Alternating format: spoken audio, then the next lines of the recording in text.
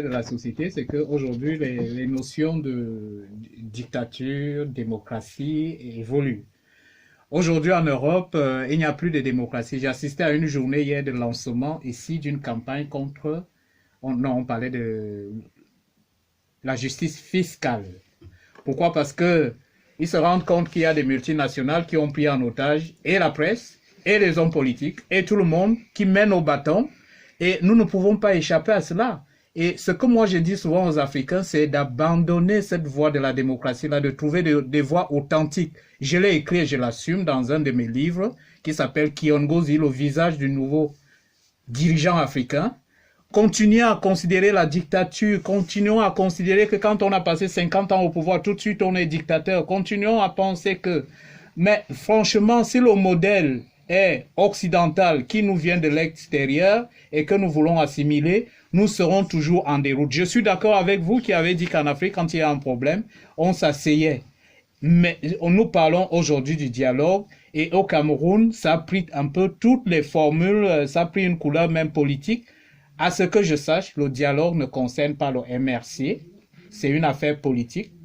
Mais le dialogue, cette fois-ci, concerne le conflit anglophone, la crise anglophone, où le sang a coulé. Il est question de restaurer la paix. Et cela devrait dépasser les clivages politiques, à mon avis. Voilà ce qui fait en sorte que dès la base, les règles soient faussées. Nous partons d'une base pour atteindre un objectif. Si l'objectif est politique, bien évidemment, ce sera une couche de vernis de plus sur des mers de sang souterraines. Mais si nous partons pour le bien-être, pour l'humanité, pour la paix, il faut bien poser des bases. Et ce sont ces bases que nous recherchons. Et pour trouver cette base, on a besoin de tout. On a besoin de visionnaires, on a besoin d'experts, on a besoin des gens de bonne volonté.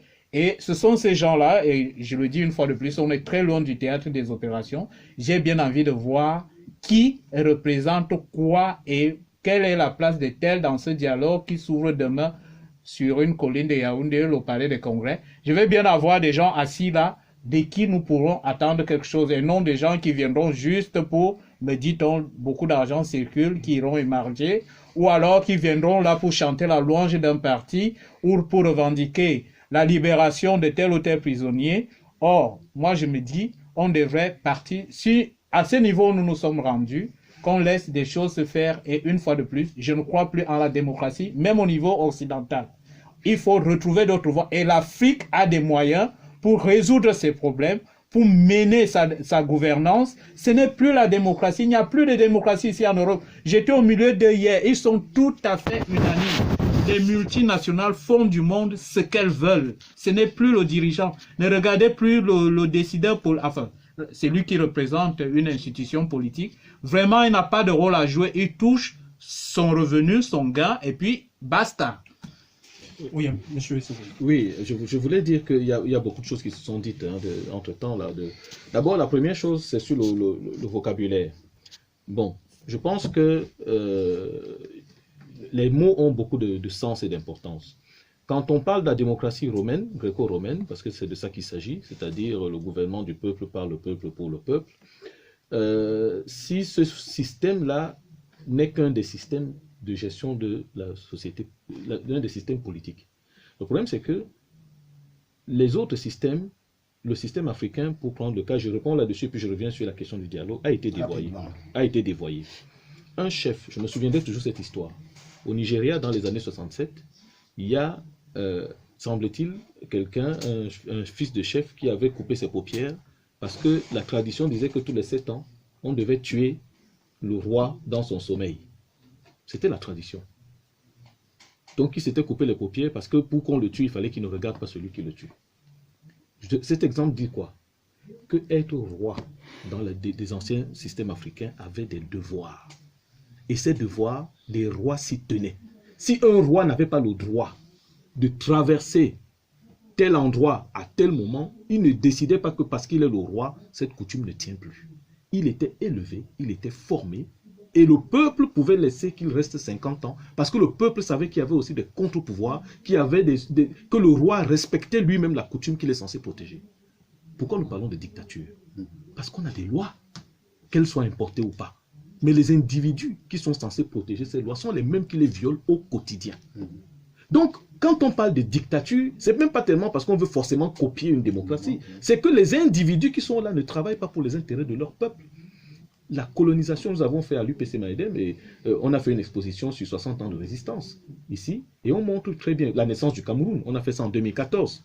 Hervé s'en souvient sans doute, où on a montré comment est-ce qu'il y a eu de la résistance à la pénétration allemande.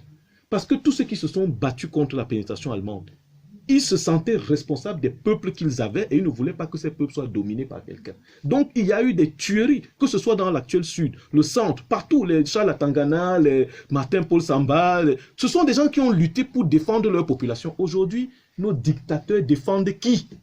C'est évident. Ils ne défendent pas leur population, ce n'est pas les intérêts de leur population qu'ils défendent. Donc quand nous parlons de dictature, il ne faut pas toujours chercher à dire que nous voulons ressembler aux Européens. Non, nous disons que ce soit un roi, ou que ici d'ailleurs, on a un roi. On a un roi qui n'a pas beaucoup de pouvoir. Dans d'autres pays, il y a des rois comme au Maroc qui a plus de pouvoir. Ce sont des royautés. Ce n'est pas parce que on ne dit pas qu'il faut que tout soit électif, mais il faut au minimum que celui qui prend la responsabilité et à qui le peuple la confère d'une façon ou d'une autre, qu'elle soit filiale comme dans les royaumes ou qu'elle soit élective comme dans les systèmes démocratiques, que cette personne soit là pour les intérêts du peuple. Et à partir du moment où celui-là n'est pas là, si ce n'est pas les élections qu'il est arrivé, c'est un dictateur. Si ce n'est pas de manière filiale que ce roi ne s'occupe pas des intérêts du peuple, on dit que c'est un despote et on peut le destituer. Donc, en d'autres termes, ce dont nous parlons là, c'est du bien des populations. Alors, une minute seulement pour revenir au dialogue. Nous parlons de la question anglophone. Pour cette question, nous avons besoin des avis de tout le monde.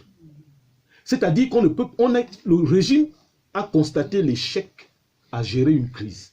En fait, le discours de Paul Biya, le dialogue national, est un constat d'échec. C'est-à-dire qu'on se rend compte qu'on n'a pas pu régler ça entre le gouvernement et le reste. Maintenant, on appelle le reste de la communauté camerounaise pour dire, même la diaspora, qui n'est pas toujours sur place, on leur dit venez quand même, pour dire qu'est-ce que vous aussi vous pouvez penser, parce que l'affaire s'y nous a dépassé. Mais on ne peut pas dire ça et on commence à mettre certains de côté. Ceux qui sont, quelqu'un qui représente un grand parti, ce n'est pas une question de parti, c'est une question de représentativité. Qui va venir dire quoi au nom de qui? On n'a qu'à convoquer les 27 millions de Camerounais. Si on convoque certains et pas d'autres, au nom de quoi? Donc on est obligé maintenant d'organiser ce dialogue. D'où pour nous une commission préparatoire. S'il y avait eu une commission préparatoire, elle aurait identifié les représentants des corps sociaux, des syndicats, des enseignants, des anglophones, l'église, tout ça, on les aurait organisés et on aurait dit, toi tu viens, tu représentes tel courant de pensée. Toi tu viens, tu représentes tel courant de pensée. Mais ça s'est passé comment? C'est encore une histoire du RDPC entre eux. C'est pour ça que nous disons que ce dialogue ne va rien résoudre. Le 5 octobre, ça sera comme égal au 29 septembre. C'est-à-dire que le 5 octobre, rien ne va changer au Cameroun.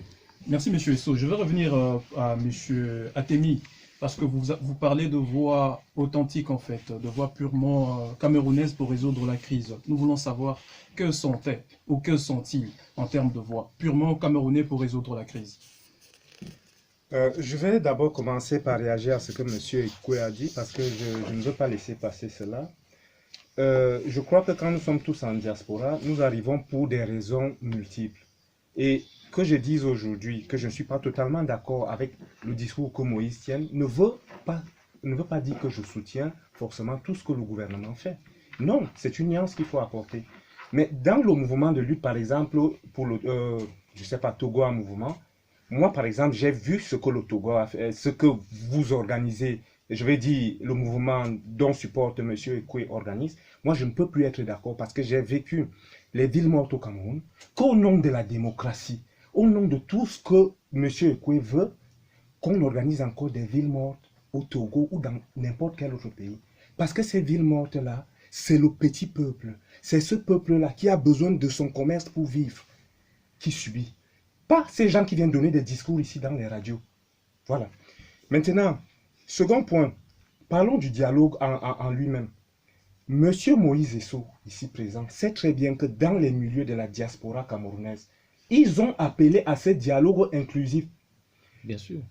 Pendant longtemps. Mais pas Comment celui-ci, se mais pas fait-il? le dialogue. Un instant. Le dialogue, pas le dialogue. Un Oui, instant. monsieur Sow, monsieur. Mais il a parlé, qu'il me laisse parler. Oui, vas-y, Oui, vous avez vas-y. la parole Donc, à... voilà, Hervé. ils ont appelé à ces dialogues inclusifs. Avec des conditions, avec des façons de faire. Monsieur Sow. Oui, excuse-moi, Yves, vas-y. Mais pour ma part, je dis très bien, pour ma part, je ne sais pas dans quelles conditions ce dialogue a été organisé. Je suis ici et je ne parle pas ici en tant que représentant du gouvernement camerounais, non. Je dis simplement que... À vous attendre, ça laisse croire Non, que je vous ne suis défendez pas... le gouvernement. Ok, Oui, oui, c'est clair que vous fassiez- attention, oui. attention, moi je fais la nuance. Ok. Je suis un citoyen, vous, en tout Lambda. cas, monsieur Moïse me connaît. Lambda. On ne va pas faire parce que nous parlons aujourd'hui du dialogue national Je comme vous si on ne laisse se aller à connaissait pas. l'essentiel. Voilà, Je vous donc, laisse voilà. l'essentiel. Donc Les je auditeurs ont compris. ne suis pas un représentant du gouvernement, mais je ne partage pas cet avis qui veut que toute la diaspora pense comme monsieur Moïse Esso. Donc pour revenir au dialogue, j'ai dit ceci. Ils ont demandé le dialogue, on le leur a donné. Il est là. Personnellement, je n'aurais...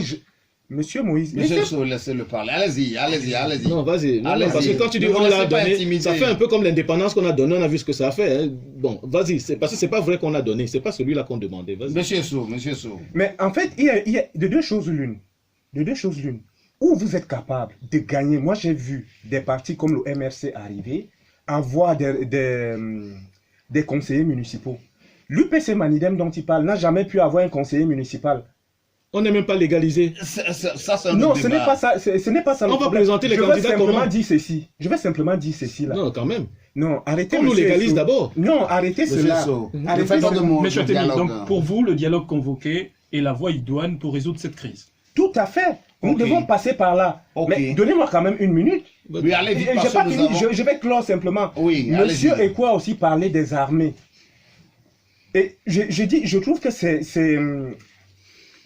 toujours malhonnête de la part d'un... Parce que vous êtes en fait, Monsieur Ekwa est certainement un acteur politique, de toujours taper sur l'armée dans un pays.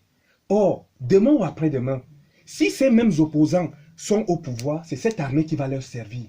Battons-nous pour une armée républicaine. Il y a des brebis galeuses dans toutes les armées. Mais seulement, vous ne pouvez pas toujours venir... vous ne pouvez pas toujours Le venir... moment n'est pas venu de faire le tri. On fera le tri quand ils vont gagner. Non, non, non, mais Concluez. dites à Non, vos gens, non, dites non. à ces gens de respecter un tout petit peu cette armée. Parce que ces armées, ces hommes qui sont dans des forces de l'ordre, perdent souvent des vies, ils ont des enfants, et respectez cela, parce que c'est le sacrifice suprême que ces forces de l'ordre offrent souvent à leur pays, leur vie. Pas seulement parler devant des micros, mais c'est leur vie qu'ils donnent. Hervé, on est d'accord avec vous. On reviendra sur la question de l'armée. Parce qu'on voit des fois que l'armée joue aussi au mouton et tue des gens gratos. L'armée, c'est la On va y discipline. arriver. L'armée, c'est la On tue discipline. les gens d'abord parce qu'on a des vies à perdre. Non, On va c'est revenir la avec discipline. le Ou vous collègue connaissez ce que c'est Duplessis. qu'une armée, ou vous ne connaissez pas Faut le pas se fonctionnement cacher d'une armée. derrière la discipline et tuer ses concitoyens. Non, monsieur. Monsieur Oumarou en ligne, en duplex avec nous. Oui, monsieur Oumarou.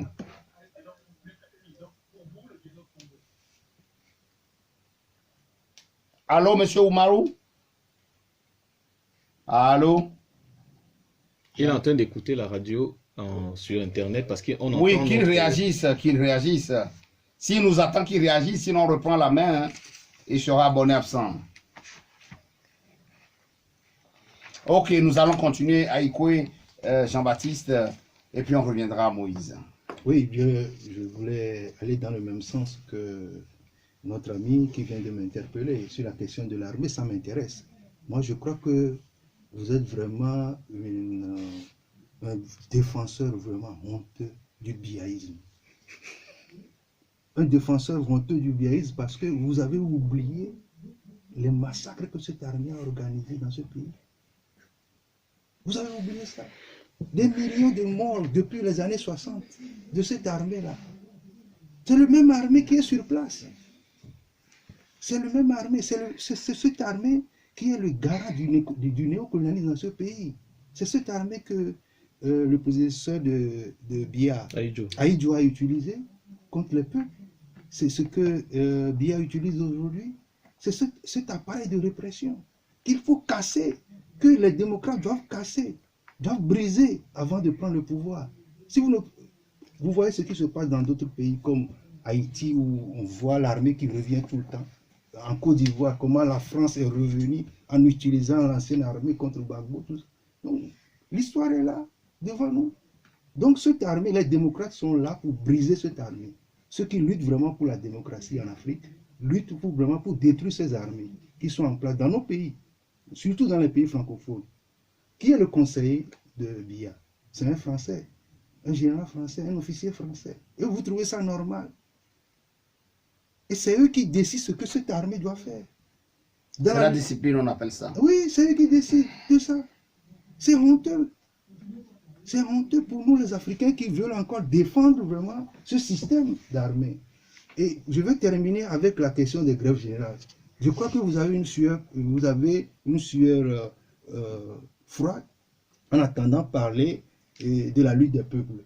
La lutte des peuples, parce qu'au Togo, on a organisé effectivement une grève générale pour faire tomber Yadema. En soi, la grève générale pour faire tomber un régime n'est pas quelque chose. On ne peut pas être contre en tant que démocrate. C'est une forme de lutte. Même si ça n'a pas pu aboutir au Togo, c'est une forme de lutte que le peuple togolais a voulu utiliser contre ce régime. Ça ne veut pas dire que... Bon, enfin, il y a des faiblesses, on ne refuse pas. Mais quand même, il faut encourager les peuples à utiliser plusieurs formes de lutte pour renverser les régimes.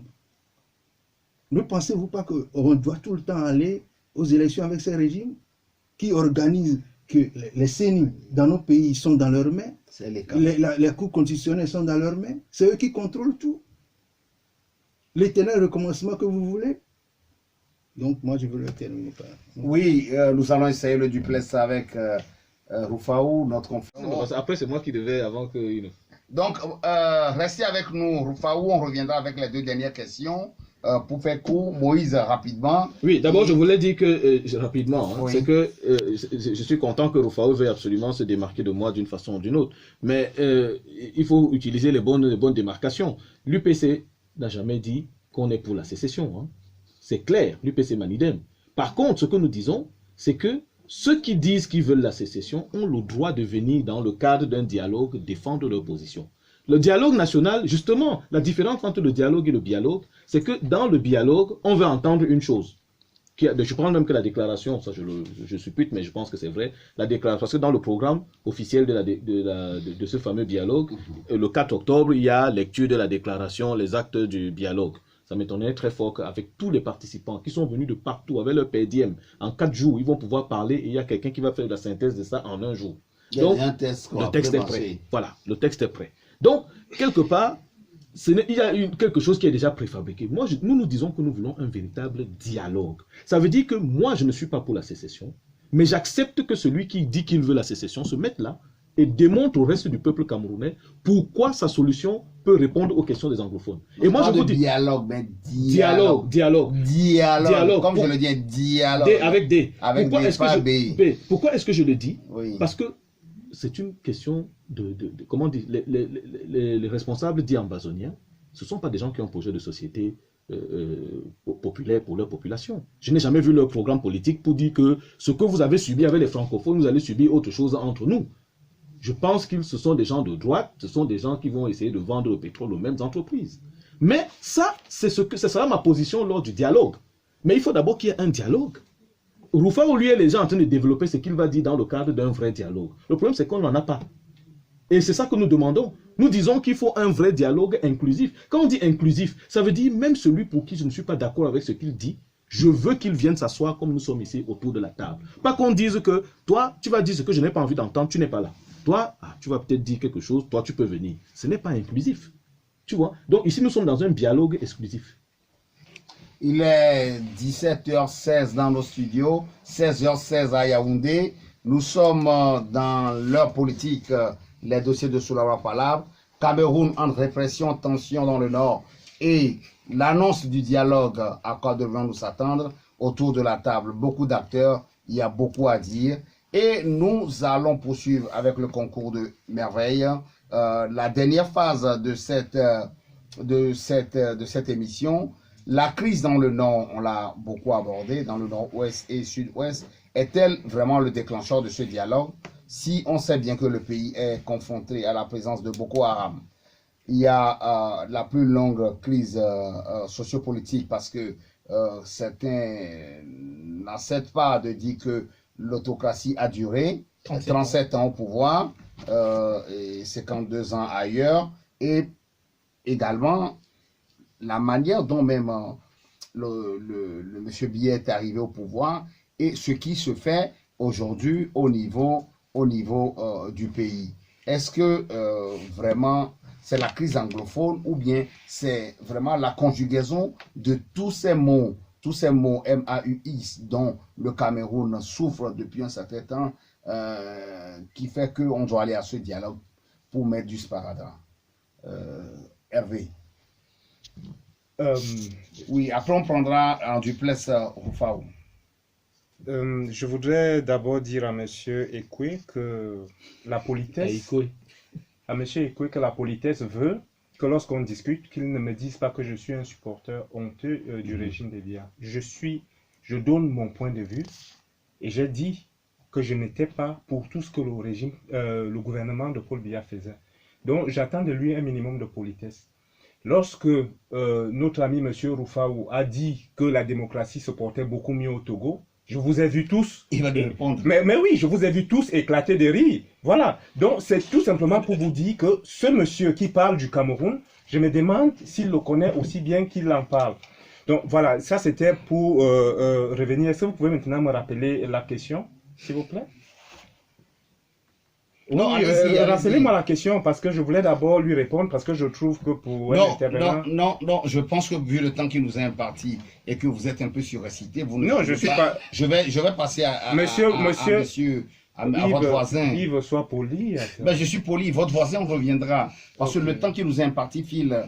Ce sont les conditions du direct. Effectivement, oui, ma difficulté qui se dégage de ce studio, c'est que nous n'avons pas la maîtrise de certaines choses. Et c'est ce que je lis dans les journaux à partir d'ici qui écrivent de certaines régions du monde sur une localité. Moi, j'ai appris du journalisme. Je pense que je suis déjà dans un journalisme dépassé. On m'a demandé de vérifier des informations. Monsieur Ekwa dit tantôt que le conseiller militaire de Paul Biya, c'est un Français. Ça me semble...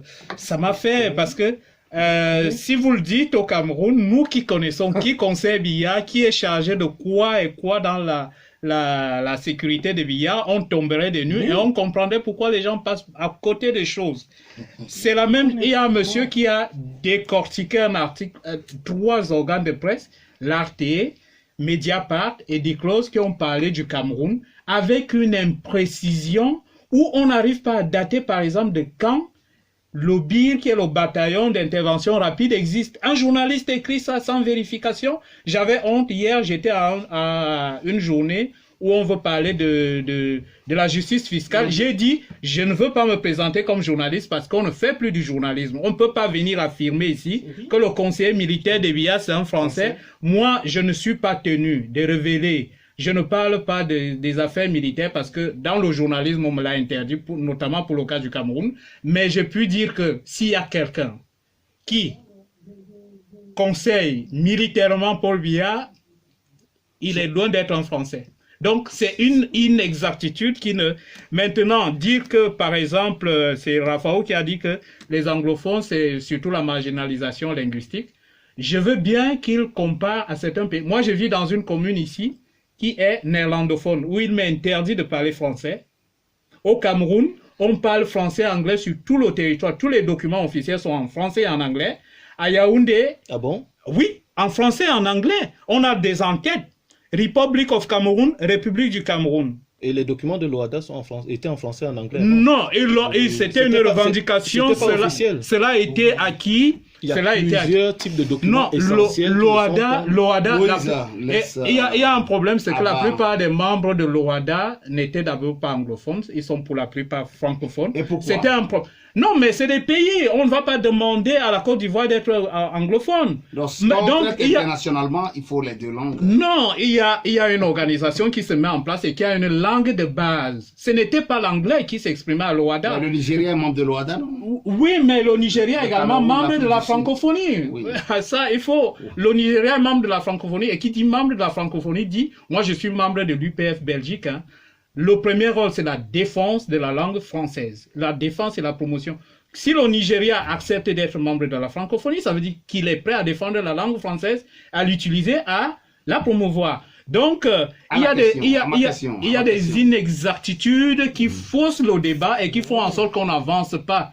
C'est ça qui m'insupporte parce que je vous dis, je suis heurté par ce qui se passe dans le nord-ouest et le sud-ouest. Et que les gens s'amusent, pour moi, c'est heurtant. Oui, vous avez terminé votre correction par rapport à l'armée. Il n'y a pas d'officier français. C'est très bien, on le note. Oui, Moïse oui. Ce que je voulais dire, c'est que, bon, là, nous sommes sur le dialogue. Bon. Et nous voyons qu'en fait, il y a trop de passion, je vois tout. Non, mais oui, mais c'est tout à fait normal. Nous aimons tous le Cameroun, c'est pour ça. Ça, au moins, je peux le dire.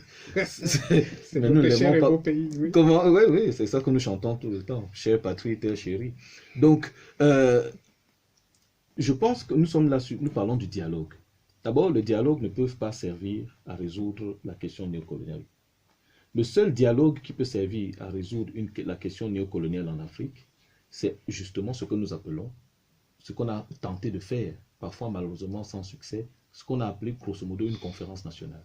Ça veut dire un momentum où toute la nation se met autour des états généraux de la nation pour constater que l'armée néocoloniale a continué dans les états dits indépendants, que l'administration néocoloniale a été reproduite dans les états dits indépendants et que l'exploitation de la colonie a continué après la proclamation de l'indépendance avec des mécanismes qui font que les pays sont riches, les peuples ne font que s'appauvrir. Et ça, ce n'est pas des inexactitudes. Je doute fort qu'aujourd'hui, le niveau de vie des Camerounais, quand je dis niveau de vie, ce n'est pas le fait d'avoir un téléphone qu'on n'avait pas en 1960. C'est la capacité pour un père de famille de satisfaire aux besoins du moment de sa famille. Aujourd'hui, beaucoup de pères de famille n'arrivent pas à faire pour leurs enfants ce que leurs parents ont fait pour eux. Sinon, c'est depuis longtemps qu'on traverserait les mers tous les jours. Donc, il y a une paupérisation de la population. Et c'est de ça qu'il s'agit. Donc, l'exactitude ou l'inexactitude, d'accord, c'est peut-être des Israéliens et pas des Français. Ok. En quoi ça change? Ça permet de faire en sorte que c'est toujours du néocolonialisme. Mais il y a les deux. Et ça change la donne. Sur le plan géostratégique, ça change. Donc, les armées sont des armées coloniales qui ne défendent pas les territoires, mais qui défendent les régimes. Et c'est pour ça que l'armée camerounaise a même du mal à s'en sortir avec les indépendants. Pourquoi? Parce que, et c'est ça la fonction même d'une armée, quand la population devient... On a rasé, je termine avec ça, on a rasé des villages dans le nord et le sud-ouest. Parce que je vous le dis, moi je suis du littoral.